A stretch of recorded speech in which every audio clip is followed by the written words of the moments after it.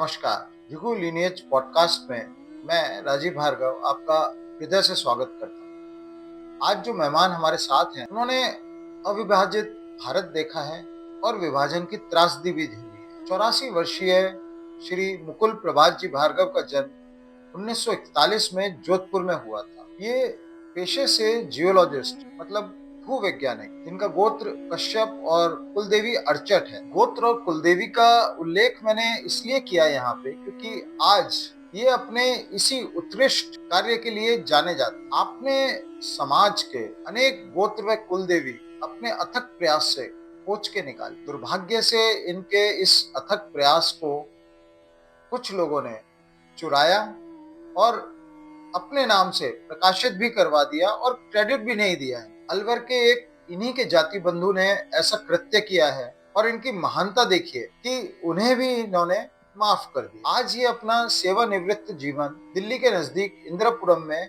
बहुत सुख शांति से व्यतीत कर रहे हैं। तो आइए चलिए मिलते हैं श्री प्रभात मुकुल जी भार्गव से। नमस्कार प्रभात जी। नमस्कार। आप 84 वर्ष की उम्र में भी इतने एक्टिव हैं, इसका राज? मैं बचपन से ही एक्टिव हूँ। मैं पीसी और एनसीसी में और स्काउटिंग में था, तभी से मैं एक्टिव था। मेरे पिताजी की पेंटिंग्स की, ड्राइंग्स की जो फोटोग्राफ्स होती थी उनको मैं फ्रेम किया करता था, सफाई करता था। इस कारण भी मैं एक्टिव रहा और मैंने बचपन से ही डाक टिकट और सिक्के का संकलन किया। इसके कारण भी मैं अभी तक एक्टिव रहा हूँ। आपने 1947 की विभाजन की विभीषिका भी देखी, तब आप काफी छोटे रहे होंगे, फिर भी आपको कुछ तो याद होगा। मैं 6 वर्ष का था जब मैं जोधपुर में था। उस समय भारत पाकिस्तान का विभाजन हुआ था और उस समय जो ट्रेनें पाकिस्तान की तरफ से आया करती थी, उनकी छतों पर बोगियों में मरे कटे लोग, बॉडीज, ऐसी ऐसी भाषा का इस्तेमाल करते हुए लोगों को मैंने आते देखा है।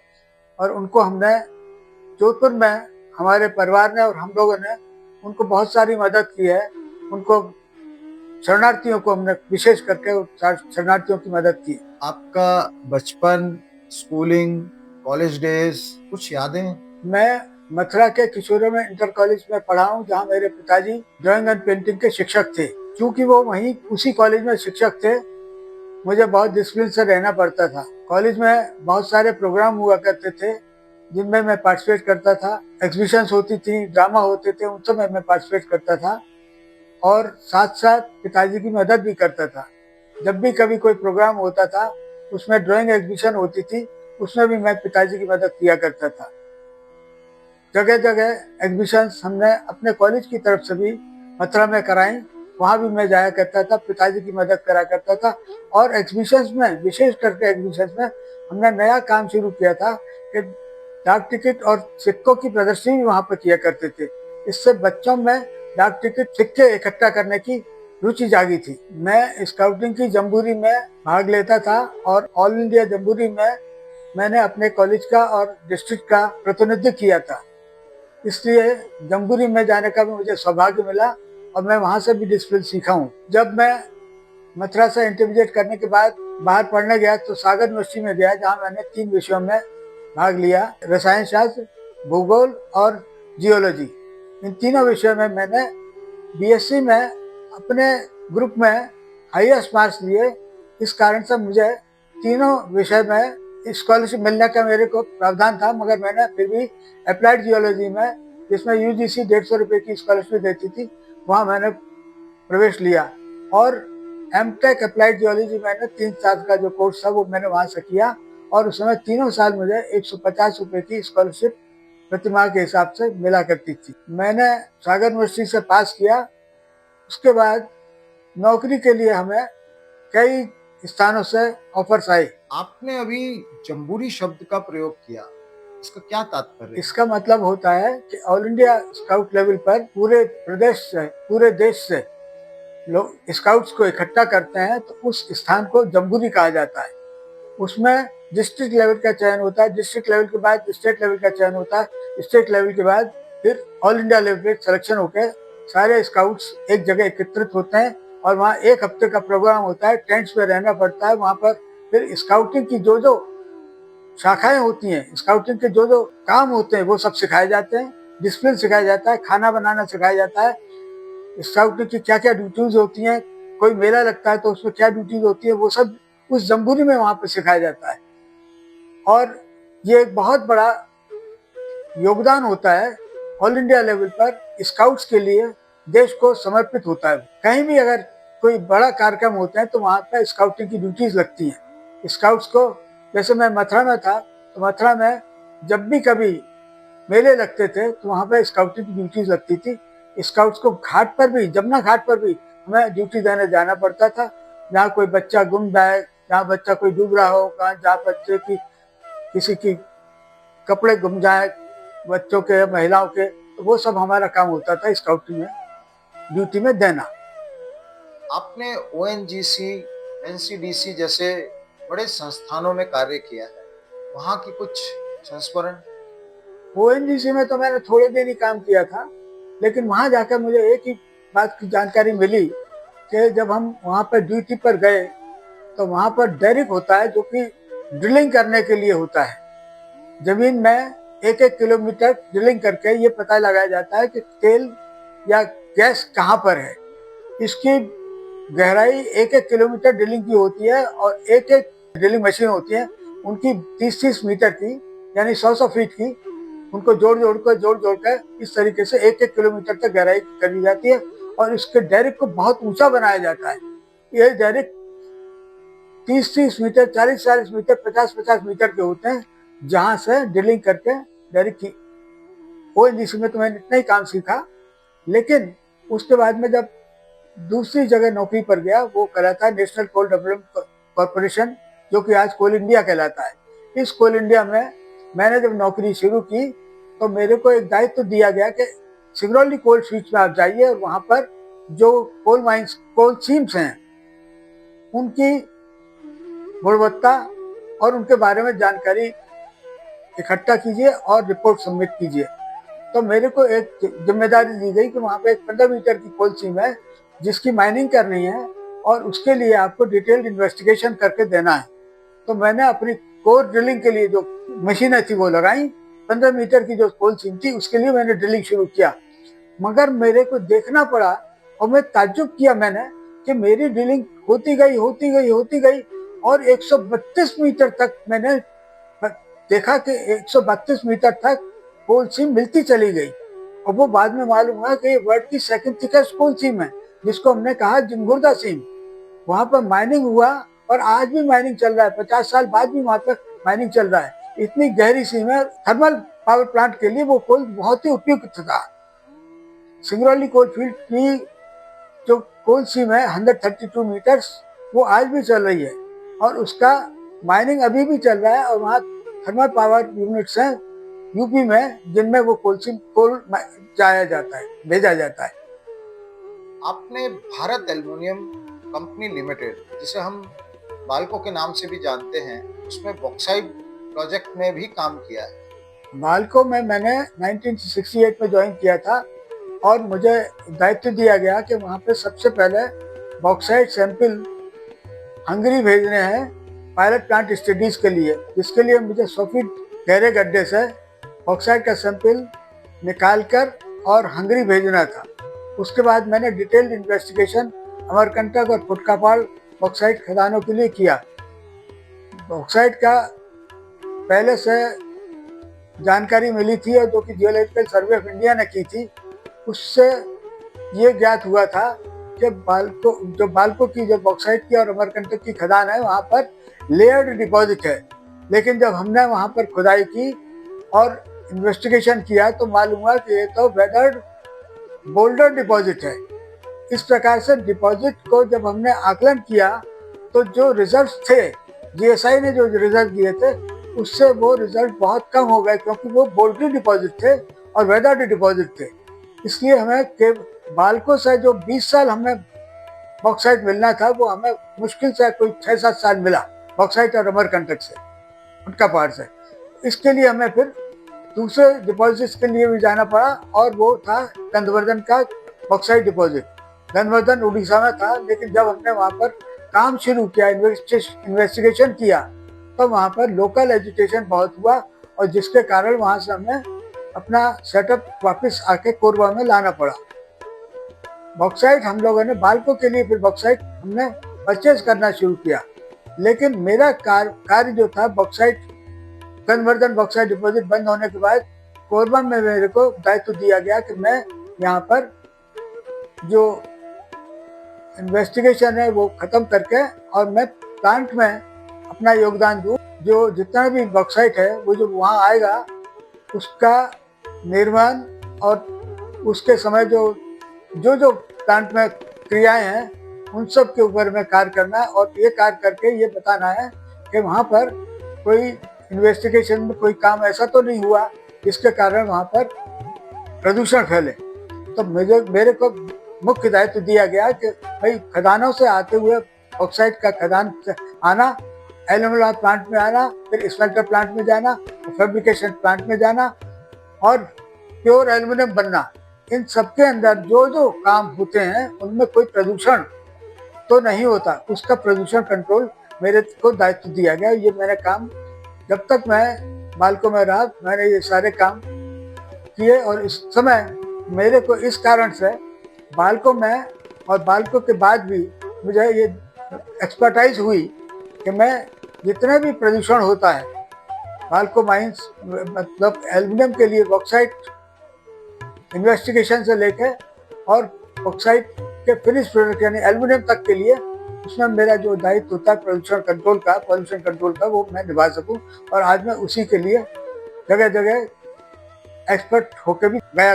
आज मेरे को रिटायर हुए 20 साल हो गए, लेकिन मैंने इसके ऊपर बहुत काम किया और इस कारण मुझे जगह जगह यूनिवर्सिटी में और बहुत से अंडरटेकिंग्स में मेरे को प्रदूषण नियंत्रण के लिए जो काम होने चाहिए उनके ऊपर मुझे लेक्चर्स के लिए आमंत्रित किया जाता है और मेरे को बालकों ने भेजा भी है। आप 200 डेलीगेट्स में से अकेले भारतीय थे जिनको एनवायरमेंटल वर्कशॉप ऑस्ट्रेलिया में सम्मानित किया गया। 1988 में मुझे मिनिस्ट्री ऑफ माइंस के द्वारा नामित किया गया और मैं गया Australia. It was the first international workshop on environment management for mines. इसमें मैं 200 डेलीगेट्स में केवल एक ही एशियन था और मुझे वहाँ पे सम्मानित किया गया कि मैंने बालकों में जो काम किए हैं एनवायरमेंटल मैनेजमेंट पे उनके लिए, ये मेरे लिए और मेरे देश के लिए और मेरी कंपनी के लिए बड़े गर्व की बात थी।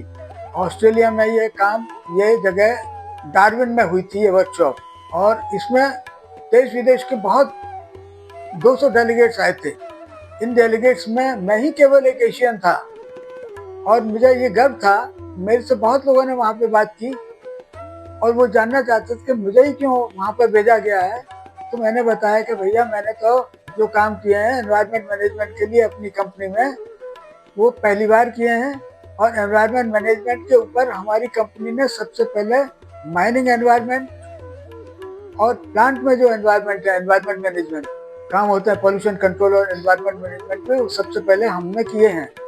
हमारी कंपनी ने पूरे विश्व को बताया कि एल्युमिनियम कंपनी जो कि सबसे ज़्यादा प्रदूषित करती है, खासतौर से स्मेल्टर जिसमें सबसे ज़्यादा प्रदूषण होता है फ्लोरीन का, वो हम कैसे कंट्रोल करते हैं। फ्लोरीन गैस ट्रीटमेंट प्लांट्स लगाए हुए हमारे यहाँ, हमारे कंपनी ने लगवाए थे, शुरू से लगवाए थे, जिसके कारण हमारी कंपनी आज भी जानी जाती है। माइन करने के बाद जो गड्ढे बन जाते हैं उनमें हमारी कंपनी ने सबसे पहले बालकों ने सबसे पहले ये बताया कि इनका समतलीकरण करा जा सकता है। जो वहाँ से वेस्ट निकला है उस माइन से उसी को गड्ढों में भर दो और उनके ऊपर फिर से प्लांटेशन करो। इस प्लांटेशन के काम में स्टेट फॉरेस्ट रिसर्च इंस्टीट्यूट ने बालकों को गाइड किया और फिर बालकों ने जितनी भी माइनिंग एक्टिविटी थी अमरकंटक में और फुटकापाल माइंस में, वहाँ पर एनवायरनमेंट मैनेजमेंट के नाम से सारे माइंड आउट एरिया में प्लांटेशन किया जो कि आज लहलाता है। ये हमारे प्लांटेशन जो है विश्व में प्रसिद्ध हुए और पूरे इंडिया में स्टेट फॉरेस्ट रिसर्च इंस्टीट्यूट का नाम भी हुआ और उन्होंने ये बताया कि माइन आउटलैंड के ऊपर कैसे रीप्लांटेशन किया जा सकता है। इस प्लांटेशन के लिए बालकों को कई बार पुरस्कार भी प्रदान किए गए और वो पुरस्कार मेरे विभाग को मिले, एनवायरमेंट मैनेजमेंट डिपार्टमेंट को मिले या माइंस डिपार्टमेंट को मिले। आपने अनेक यूनिवर्सिटीज और कॉलेज में आज के अत्यंत ज्वलंत सब्जेक्ट्स पर लेक्चर्स दिए हैं, जैसे एनवायरमेंटल मैनेजमेंट, पोल्यूशन कंट्रोल। बालकों ने मुझे पर्यावरण का विशेषज्ञ बनाया। मैं विभिन्न सेमिनार और वर्कशॉप्स को अटेंड करने जाता था और उससे जो मुझे अनुभव हुआ वो मेरा बालकों ने प्राप्त किया और मुझे इसी कारण से विभिन्न यूनिवर्सिटीज में एनवायरमेंट मैनेजमेंट के लेक्चर्स देने के लिए भेजा जाता था। मैंने कई यूनिवर्सिटीज में उनके एनवायरमेंट मैनेजमेंट के पूरे साल भर के कोर्स को करने के लिए 13 दिन के लेक्चर्स का भी मैंने काम किया है। जैसे मैं रायपुर में जो विश्वविद्यालय है वहाँ मैं अक्सर बालकों की तरफ से हर साल मुझे लेक्चर्स देने के लिए 13 दिन के लिए लेक्चर देने के लिए भेजा जाता था। मुझे गर्व है कि मेरे इस काम से बालकों को भी काफ़ी सुविधा मिली और बालकों को विशेषज्ञ मिले। जो यूनिवर्सिटी से एमएससी करके आते थे लड़के, वो बालकों में अच्छे से नौकरी पाते थे। आपके बहुत पेपर्स भी पब्लिश हुए हैं। बालकों के दौरान मुझे विभिन्न लेक्चर्स के लिए और सेमिनार्स के लिए और वर्कशॉप्स के लिए भेजा जाता था, जहां मैंने बहुत सारे पेपर्स पब्लिश किए। Federation of Indian mineral industries, उन्होंने मुझे लेक्चर देने के लिए काठमांडू बुलाया। वहाँ मेरा 2 दिन का सेमिनार था, उसमें मेरे 2 लेक्चर हुए। मुझे बेंगलोर में कई सेमिनार में मुझे जाने का मौका मिला, वहाँ भी मैंने लेक्चर दिए। रांची में गया, वहाँ भी मैंने लेक्चर दिए।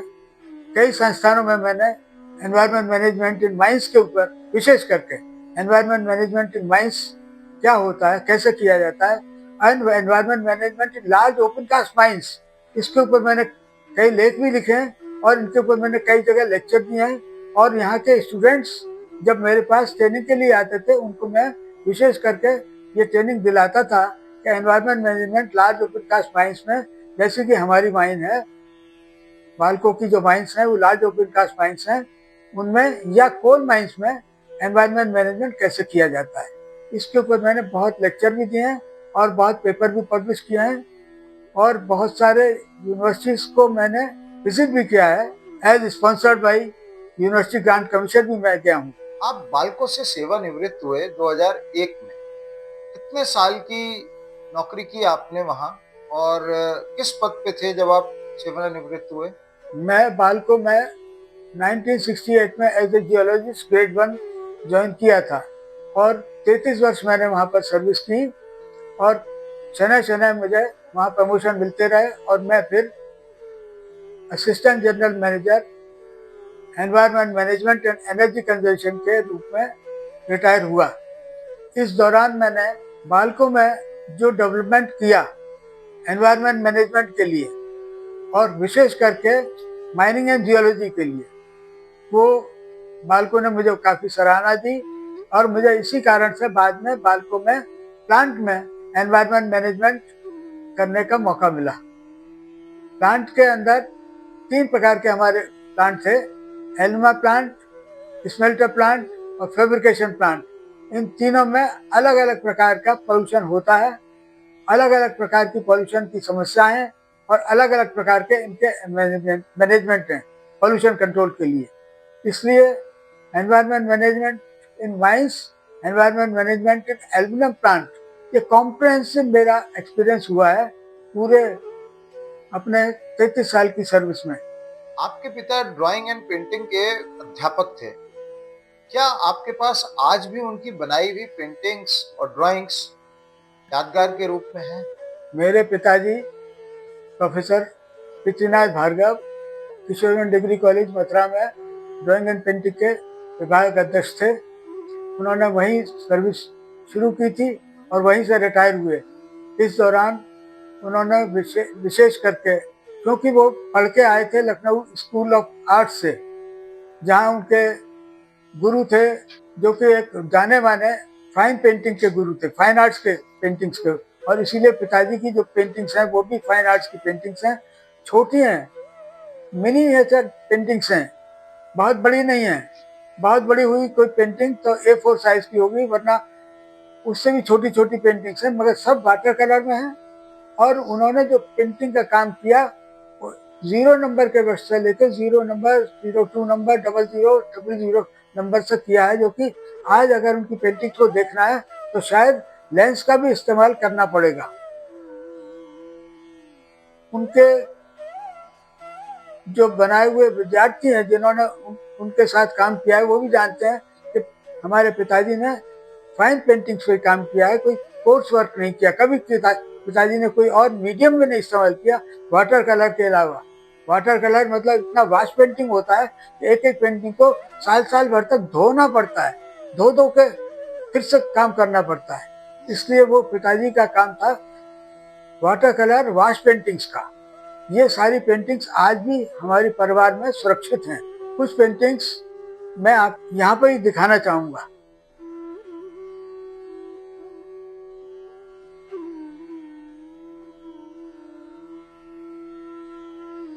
ये सारी पेंटिंग्स पिताजी की जो हैं बरगुल लिनिएज पे आप देख सकते हैं।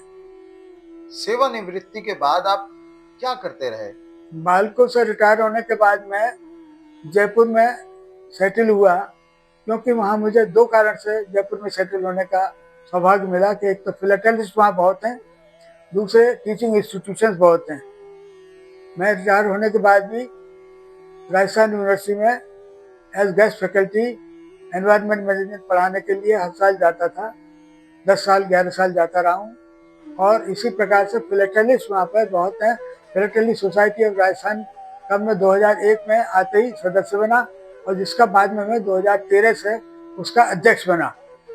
हम हर साल फिलाटेली के लिए प्रमोशन के लिए फिलाटेली प्रमोशन के लिए हर साल सेंट जेवियर स्कूल में प्रदर्शनी करते हैं डाक टिकटों के संग्रहकर्ताओं की, जो कि पूरे राजस्थान की होती है।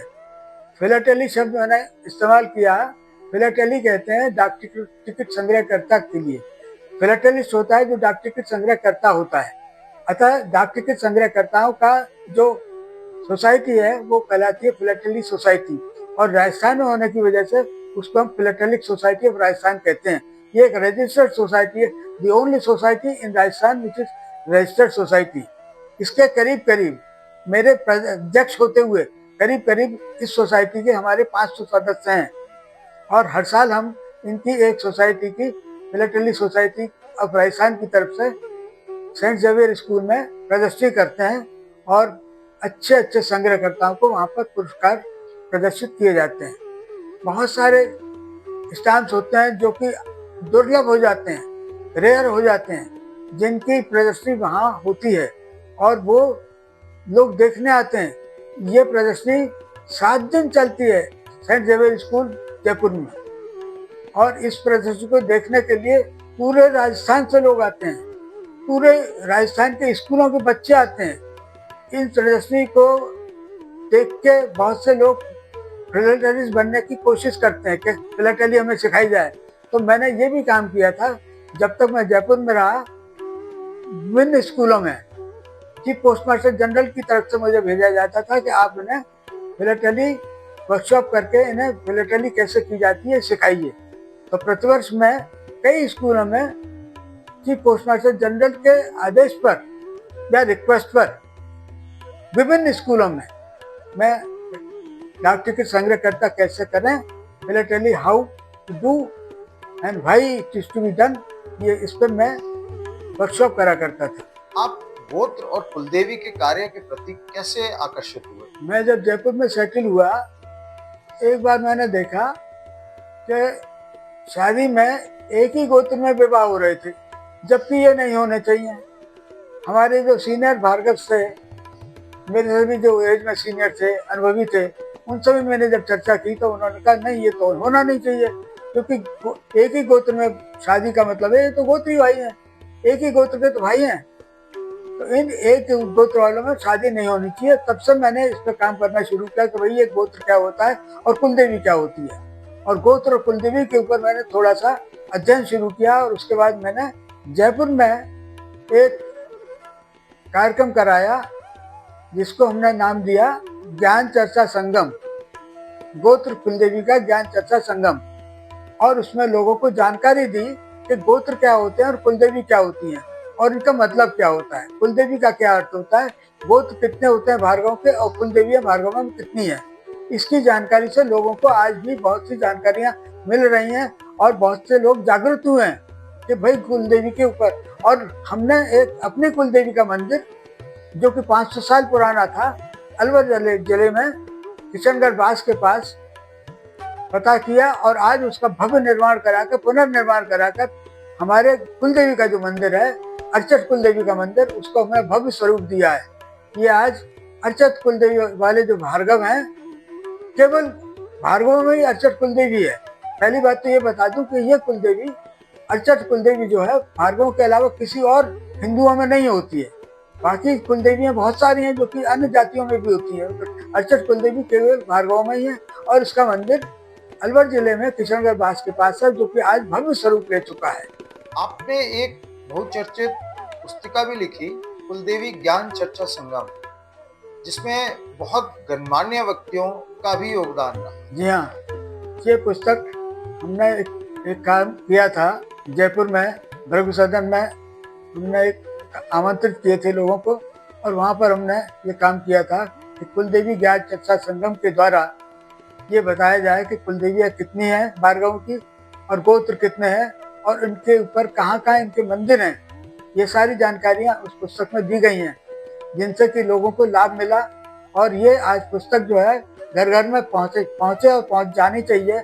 इसके ऊपर भी हमने भार्गव सभा से भी रिक्वेस्ट की है और आज भृगु लीनिएज के द्वारा ये पुस्तक घर घर पहुँचेगी, ऐसा मेरा विश्वास है। ये पुस्तक आपको भृगु लीनिएज साइट पर मिल जाएगी। अलवर के कपिल भार्गव से मैंने तथाकथित उनकी पुस्तक से कुछ अंश अपने इस्तेमाल करने के लिए पूछा, तो उन्होंने बोला कि ये उनकी खोज है, उनका शोध है, जबकि 2015 में प्रकाशित आपकी पुस्तक में वो सब पहले से ही निहित है। क्या वो सारा मैटर वहां से उठाकर अपनी पुस्तक में छापने के लिए उन्होंने आपकी परमिशन ली थी? क्या आपको क्रेडिट दिया गया उस चीज के लिए? ये कब की बात है? तो जिस पुस्तक का जिक्र हो रहा है वो एबीबीएस ने प्रकाशित की थी 2022 में, जबकि आपकी पुस्तक एबीबीएस ने प्रकाशित की थी 2015 में। उसमें उनका नाम संपादक व शोधकर्ता में अंकित है। मेरा सवाल है कि क्या हम किसी दूसरे की पुस्तक से उठाकर कॉपी करने को शोध बोल सकते हैं? आपके क्या विचार हैं इस पर? राजीव जी, कपिल भार्गव अलवर ने मेरे से चर्चा जरूर की थी और चर्चा करते रहते थे वो, लेकिन ऐसा कोई मेरे से परमिशन नहीं ली उन्होंने कि वो मेरी किताब से कोई भी, ये जो ज्ञान चर्चा संगम किताब है, कुलदेवी ज्ञान चर्चा संगम किताब, जो कि 2015 में पब्लिश की गई थी, इस किताब से कोई भी आर्टिकल वो मेरी परमिशन से छापेंगे। इस किताब से उन्होंने कई आर्टिकल, अपनी किताब जो उन्होंने 2021 में भार्गव सभा के माध्यम से छपाई है, उसमें न तो मेरे को कहीं पर भी मेरे परमिशन का जिक्र किया है और न मेरे से परमिशन ली है। मैं इससे वाकिफ नहीं हूँ, उन्होंने ये अनजाने में किया या जाने में किया, लेकिन उन्होंने जो आर्टिकल्स इस मेरी 2015 की स्मारिका में हैं, वो आर्टिकल्स भी उन्होंने यों के त्यों छापे हैं। जो लेखाकार थे, लेखक थे, जो दिवंगत हो गए, उनसे भी परमिशन नहीं ली है, न मेरी उस किताब का संदर्भ दिया कि ये लेख मैंने उस किताब से लिए हैं। प्रभात जी, आप भृगु लीनिएज के स्टूडियो में आए और गोत्र कुलदेवी के बारे में हमारे ज्ञान चक्षु खोले, इसके लिए आपका कोटि कोटि धन्यवाद।